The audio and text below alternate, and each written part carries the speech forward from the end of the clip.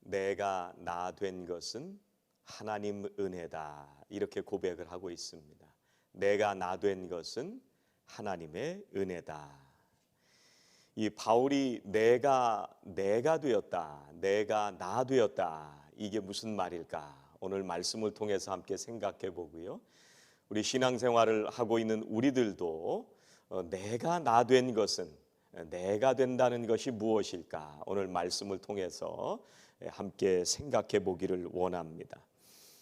신약 성경은 많은 부분들이 이 사도 바울이 쓴 편지들로 이루어져 있습니다. 그래서 각 교회에 필요한 일들이 있을 때 그 얘기들을 답을 해주면서 각 교회에 편지를 썼습니다. 그래서 오늘 고린도전서도 바울의 편지 중에 하나인데 고린도 교회에 보낸 편지입니다. 고린도 교회가 많은 문제들을 가지고 있을 때 그 문제들에 대해서 사도 바울이 답해주는 그런 성경이 고린도전서입니다. 이 고린도 교회는 지난주에는 우리가 빌립보 교회에 대해서 말씀을 나눴잖아요. 사도 바울이 2차 선교 여행을 갈 때 아시아에서 성령의 인도하심을 따라서 이제 유럽으로 처음 건너간 도시가 빌립보였고 거기서 복음을 전했습니다. 그래서 유럽의 여러 도시들에서 복음을 전하다가 이제 그리스의 동남부에 있는 이 고린도라고 하는 도시에까지 가서 사도 바울이 복음을 전하게 됩니다. 그런데 이 고린도라고 하는 도시는 이 유럽과 아시아를 연결하는 그 중심에 있었던 굉장히 상업이 발달한 도시였습니다. 그래서 물질로 살아가는 사람들이 너무 많이 있었고 또 우상을 숭배하는 사람들이 굉장히 많이 있었던 것이 이 고린도라고 하는 도시입니다. 그래서 오늘 말씀에서 사도 바울이 고린도 교회에 편지하는 문제는 뭐냐면 죽음과 부활에 관한 문제입니다. 그래서 이 고린도 교회에 이 부활이 분명하게 자리 잡기를 바라면서 사도 바울이 쓴 편지가 고린도전서 15장입니다. 우리가 고린도전서 13장은 사랑장이다 이렇게 얘기를 하잖아요. 오늘 15장 전체는 부활에 관한 이야기를 분명하게 해주고 있는 부활장이라고 할 수가 있습니다. 이 사도 바울은 자기 자신뿐만 아니라 이 복음을 받는 사람들이 누구인가를 분명하게 얘기를 하고 있는데 이 복음을 잃어버릴 때, 그럴 때 신앙인들이 어떻게 되는지, 이걸 잃어버리면 삶의 모든 방향을 잃어버리고 살 수밖에 없다라는 것을 말씀하고 있습니다. 그것을 1절에서 분명하게 말씀을 하고 있는데 뭐라고 말씀을 하시냐면 그 복음은 내가 받아서 너희에게 전했다. 그리고 고린도 교회 성도들은 내가 전한 복음을 너희들이 받았다. 이렇게 말씀을 하고 있습니다. 그런데 지금 고린도 교회에 무슨 문제가 생겼느냐 하면 그 복음을 받아서 살던 고린도 교회 성도들에게 그리스도의 죽으심과 부활에 대한 이 신앙이 흔들리게 된 겁니다.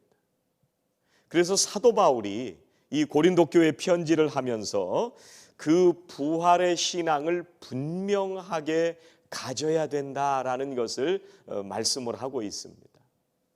오늘 사도 바울은 고린도전서 15장 1절을 시작하면서 형제들아 이렇게 시작을 하고 있습니다. 이 형제들이란 얘기는 믿는 사람들을 얘기하는 건데 믿는 그리스도인 가운데 부활에 대한 신앙이 흔들렸다는 얘기입니다. 오늘 이 고린도전서 15장의 말씀을 보면서 우리도 잘못하면 이 부활에 대한 분명한 확신을 잃어버릴 수도 있겠구나. 우리가 믿는다는 것이 처음에는 믿었었는데 이 믿음이 흔들릴 때도 있겠구나 라는 것을 이 고린도 교회 성도들을 보면서 생각하게 됩니다. 그래서 사도 바울이 이 복음이 뭐냐 딱 두 가지로 설명을 합니다. 2절 말씀에서 뭐라고 설명을 하냐면 너희가 만일 내가 전한 그 말을 굳게 지키고 헛되이 믿지 아니하였으면 그로 말미암아 구원을 받으리라 이렇게 선포하고 있습니다. 너희가 만일 내가 전한 그 말을 굳게 지킨다. 이 굳게 지키는 것이 그것이 믿음입니다. 이 굳게 지킨다는 말은 무슨 말이냐면 내 생각과 내가 하는 말 속에 하나님의 말씀이 묻어나오는 것. 이게 굳게 지킨다는 말입니다.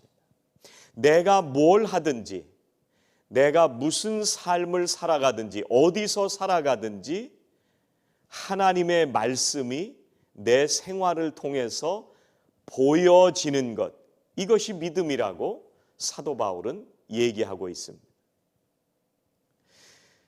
그래서 교회를 우리가 오래 다니는데 삶이 변하지 않고 교회는 다니는데 내 삶에서 하나님의 말씀이 보여지지 않는다면 그러면 우리가 받았던 복음의 말씀에서 우리가 벗어나서 살고 있다는 얘기입니다.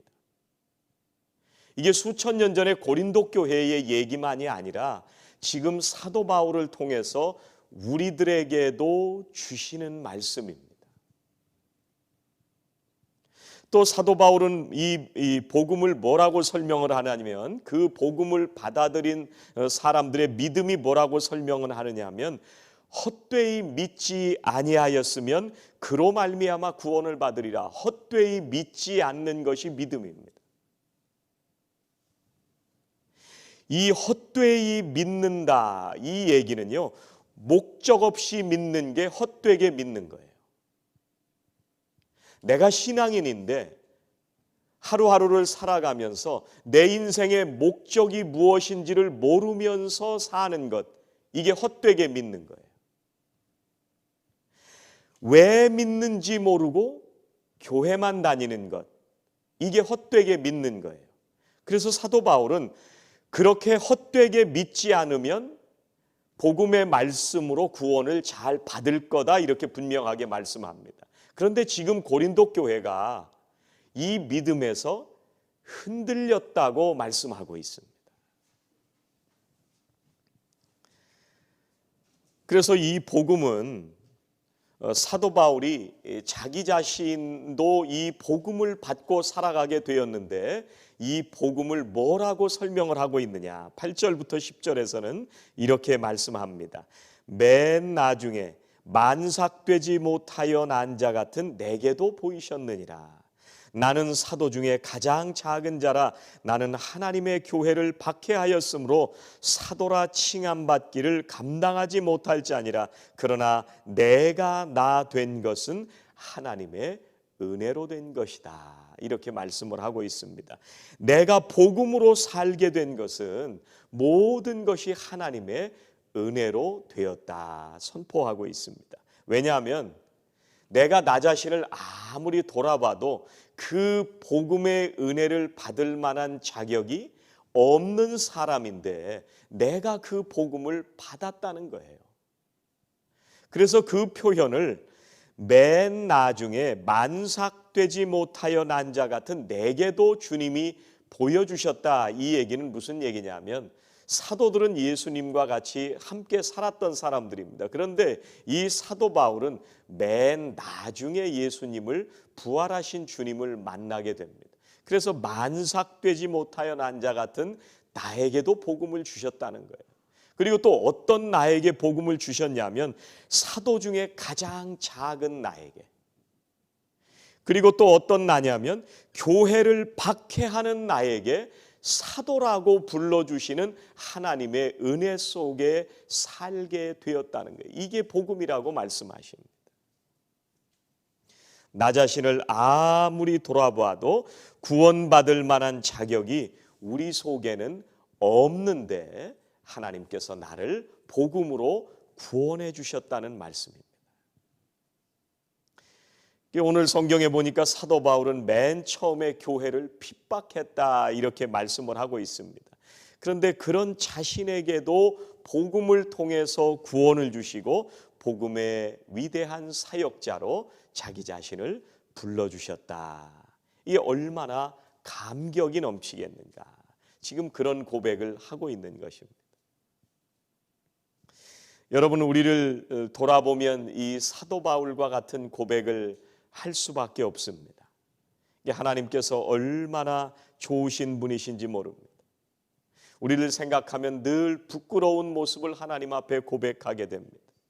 우리는 어제는 인격이 좋은 사람인 것 같았는데 오늘은 인격이 훌륭하지 않은 사람으로 살 때가 있습니다. 어제는 우리가 믿음이 좋은 것 같았는데 오늘은 믿음이 없는 사람처럼 살 때도 있습니다.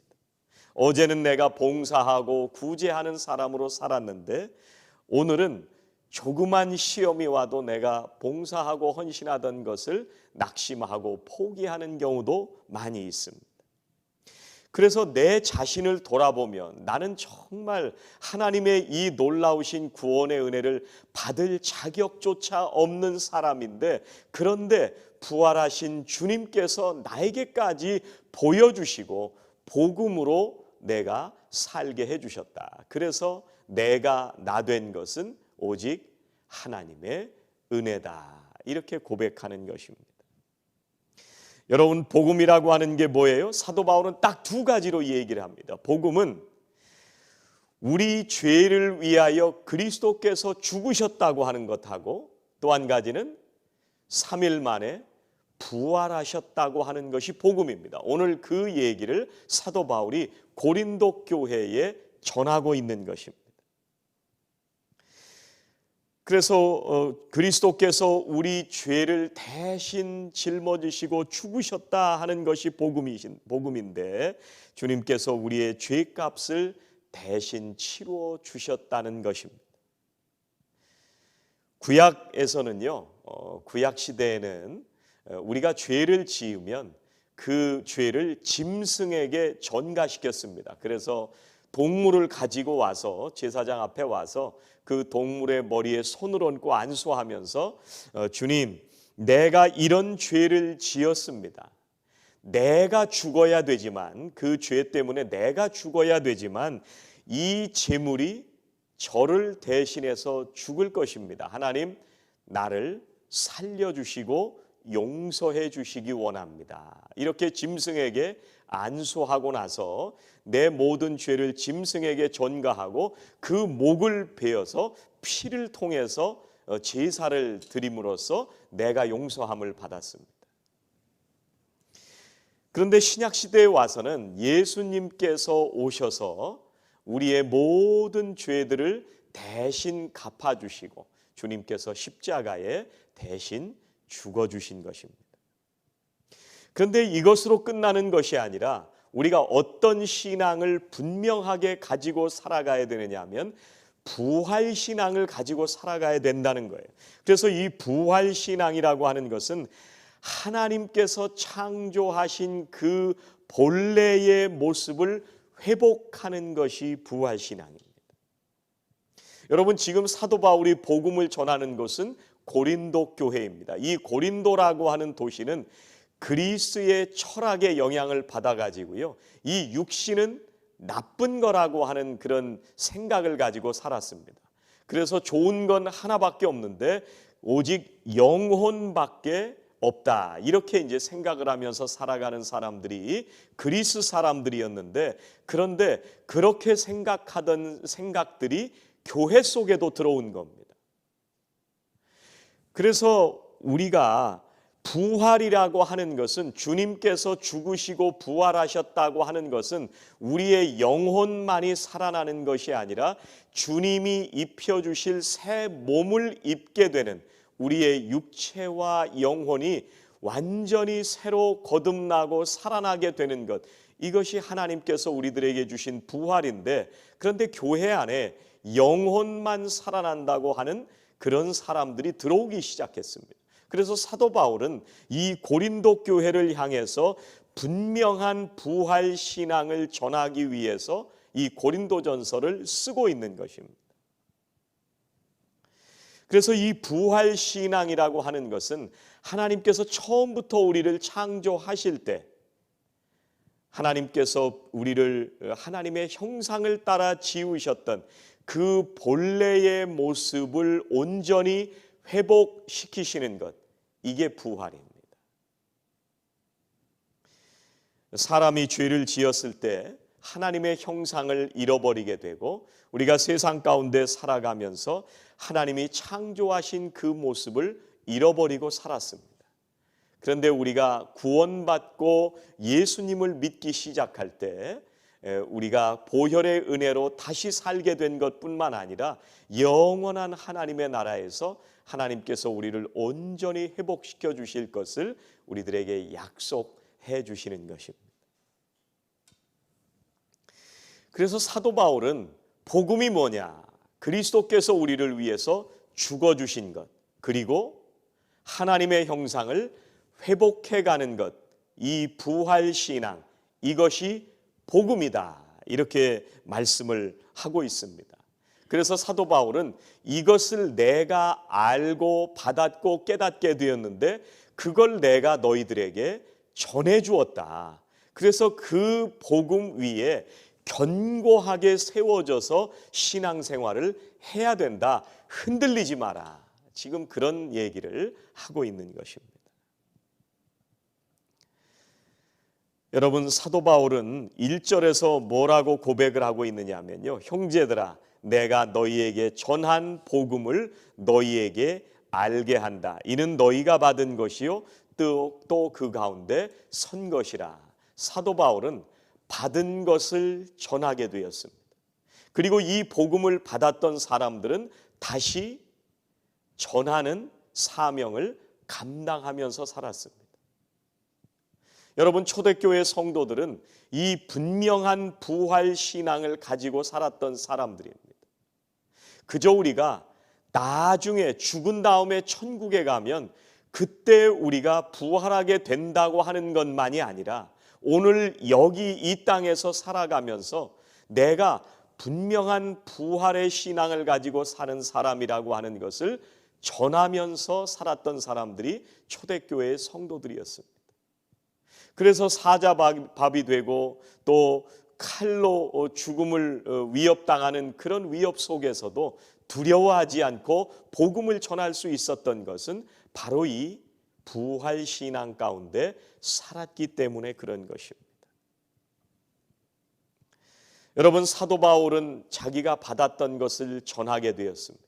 초대교회 성도들, 또 제자들, 그리고 복음을 전했던 사도들은 바로 자신들이 받았던 이 부활의 신앙을 전했던 사람들입니다.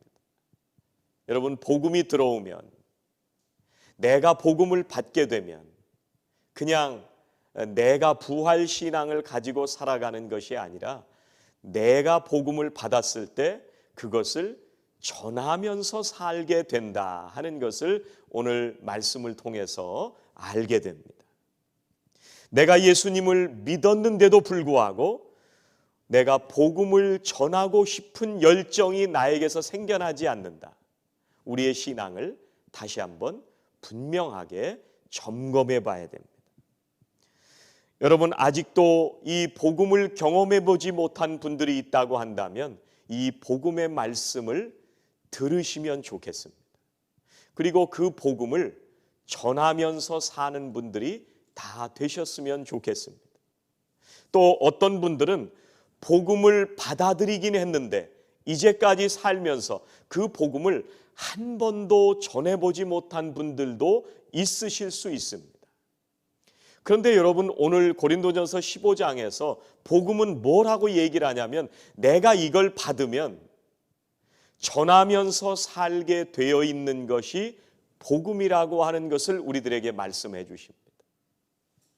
여러분, 일생 동안 믿지 않는 사람을 혹시 복음을 전했던 경험이 없으시다면 여러분의 믿음을 다시 한번 굳건하게 점검하시고 이 부활의 신앙을 분명하게 가지시고 복음을 전하며 살아가시는 그런 우리 성도들이 되시기를 주의 이름으로 축원합니다.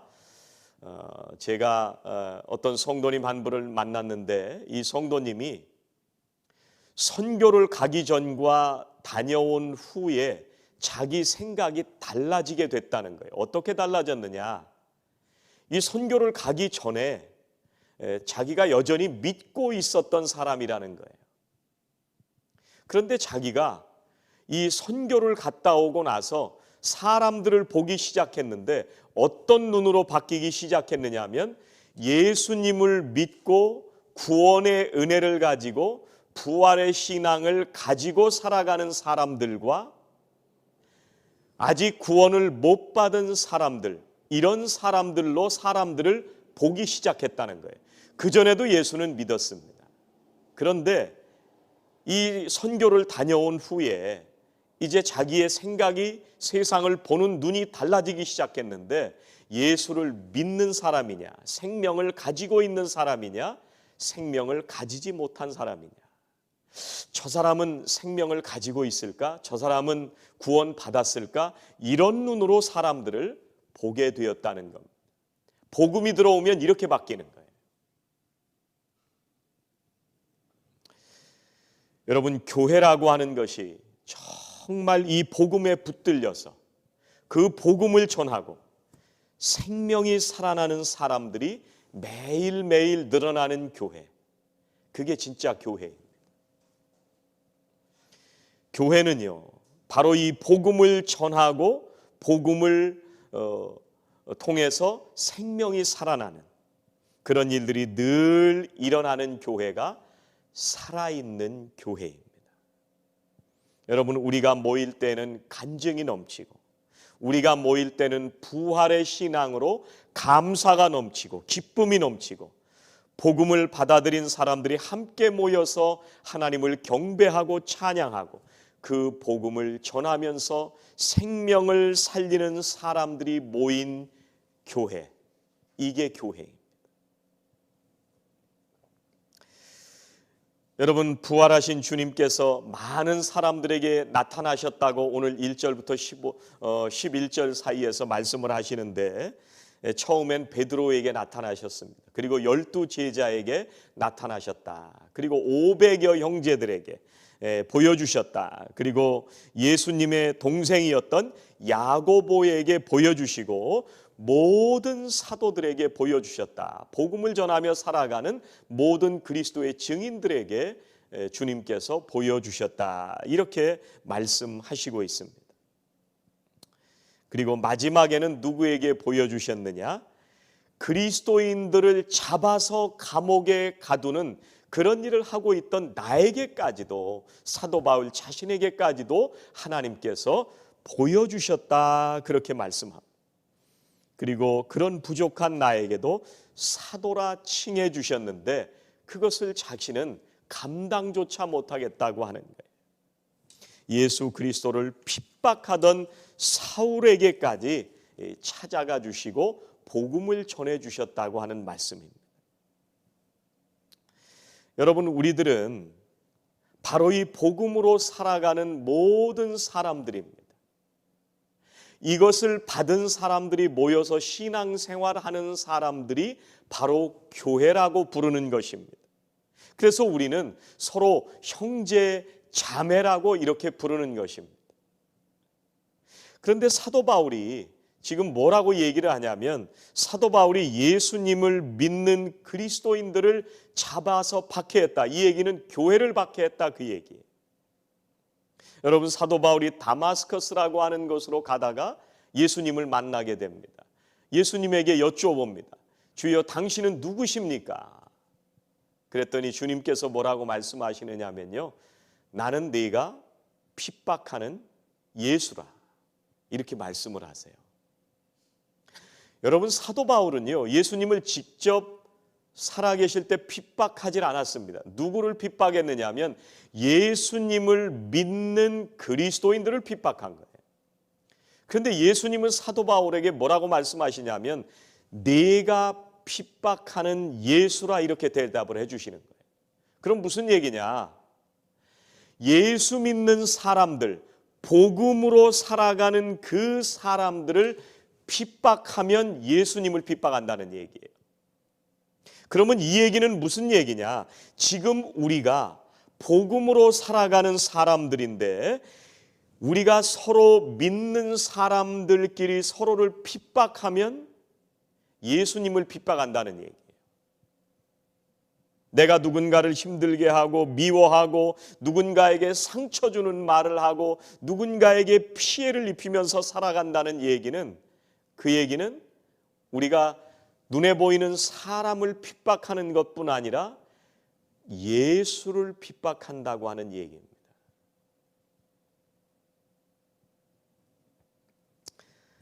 그래서 사도 바울은 11절에서 이런 결론으로 말씀을 하고 있습니다. 11절 다 같이 보세요. 그러므로 나나 그들이나 이같이 전파하매 너희도 이같이 믿었느니라. 여러분, 사도 바울이 나나 그들이나 죽음을 무릅쓰고 복음을 전했던 사람들, 그 사람들이나 나나 이같이 전파하매, 이 지금 사도 바울이 전파한다는 얘기는 옛날에만 전파했다는 얘기가 아니라 지금도 계속해서 전파하고 있다는 거예요. 복음을 전하는 사람들도 옛날에만 전파한 게 아니라 지금도 여전히 복음을 전파하고 있다는 얘기입니다. 그런데 그 뒤에 사도 바울이 뭐라고 얘기를 하냐면 전파하매 너희도 이같이 믿었느니라. 전파를 했더니 너희도 믿었다는 거예요. 근데 이 믿었다는 얘기는 고린도 교회 성도들이 옛날에 믿었다는 얘기예요. 그런데 지금은 이 부활에 대한 신앙이 흔들렸다는 얘기입니다. 그래서 복음을 전하는 것은 우리가 과거에 전해진 그 복음을 받아서 내가 거듭난 하나님의 자녀로 사는 것뿐만 아니라 그 복음을 나도 다른 사람들에게 지금도 계속해서 전하며 사는 것, 이게 부활의 증인입니다. 이게 신앙인들입니다. 그래서 복음이라고 하는 것은, 복음을 전한다고 하는 것은 늘 지금 일어나는 일입니다. 옛날에 일어나는 일이 아니라 지금도 예수 그리스도를 전하는 그곳에, 그리고 부활을 전하는 그곳에 이 복음의 역사가 지금도 나타나는 거예요.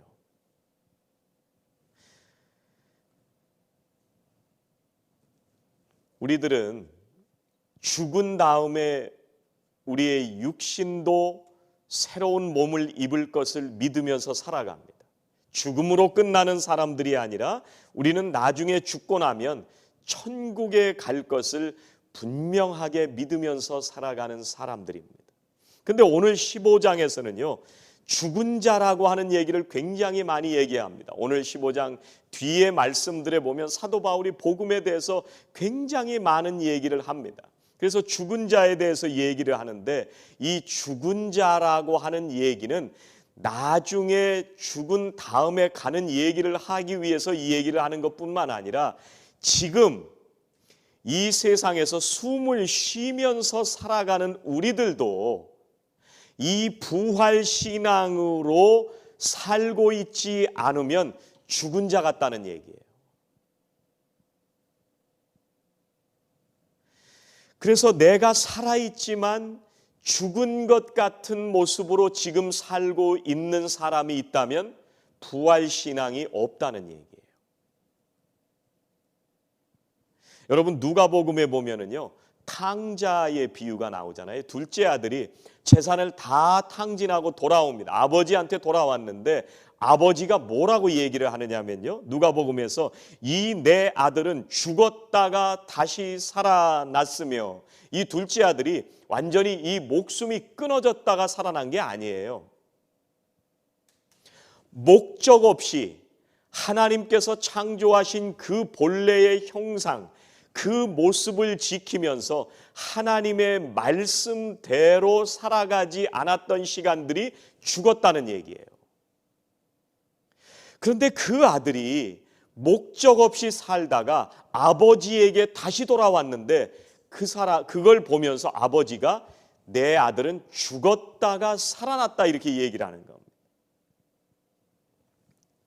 사도 바울은요, 헛되이 믿는 것, 아까 말씀을 드렸잖아요. 이 헛되이 믿으면 안 된다. 목적 없이 믿으면 안 된다. 교회를 오래 다니면서 왜 다니고 있는지도 모르면서 교회를 다니면 안 된다. 사도 바울은 이 얘기를 하고 있는 겁니다.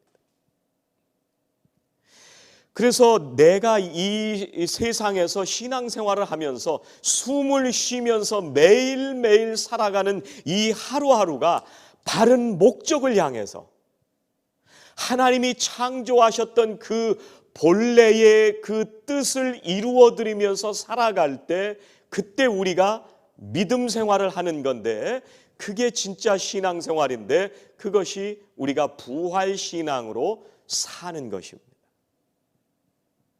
세상에서 내 욕심만을 위해서 살던 사람들이 다른 사람을 위해서 살아간다. 이 사람은 부활신앙으로 살고 있는 것입니다. 다른 사람을 사랑하지 못하던 사람들이 다른 사람을 사랑하면서 이 땅에서 살아간다. 이 사람은 부활신앙으로 사는 사람입니다. 우리가 매일매일 살아가면서 하나님께서 우리를 창조하셨을 때는 하나님과의 관계 속에서 살아갔습니다. 하나님의 말씀을 듣고 그 말씀에 따르면서 살아갔습니다. 그런데 우리가 타락하게 되었을 때, 죄 가운데 살아가기 시작했을 때 우리는 하나님과 관계없이 살기 시작했습니다.